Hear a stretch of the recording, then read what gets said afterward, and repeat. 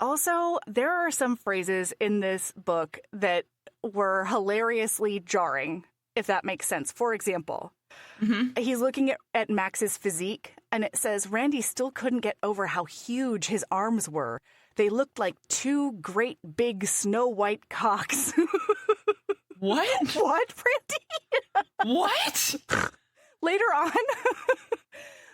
it says something about No, talking about different versions of the same book. Because, like, what? 6% in, bro. Okay, it says Max sat with a huge smirk on his face, his back impeccably straight. Randy still couldn't get over how huge his arms were. They looked like two great big snow white cocks. Okay, we definitely have different versions of the same book. Really? Because I just looked up snow, and Yeah? there is nothing. I was like, I feel like I would have remembered that.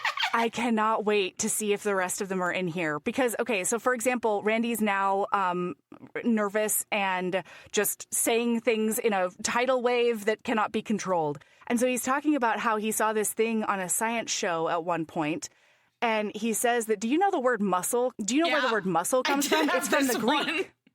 Yeah. Is this real, Melody?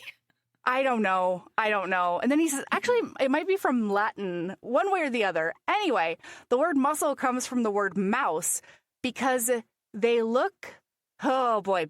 thought writhing muscles looked like little mice running around under your skin.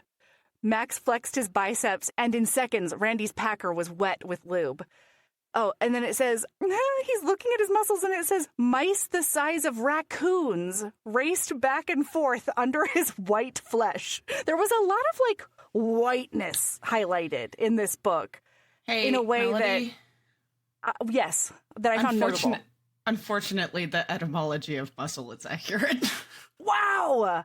What? Well, I didn't get that far into it, but literally one of the first things that comes up when you look it up is a muscle, literally little mouse, because of the mouse-like appearance of some muscles. That's so weird. Yeah, mice the size of raccoons raced back and forth under. How do we not know that? I don't know. That's wild. Also, all it makes me think of is the line in Steel Magnolias where they're making fun of the lady who didn't wear a girdle that day. And she goes, it looks like two pigs fighting under a blanket.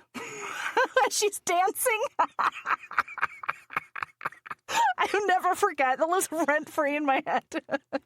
Okay, anyway, we're just going to move on. We don't have time. The blonde, I think the blonde lady says that to Weezer.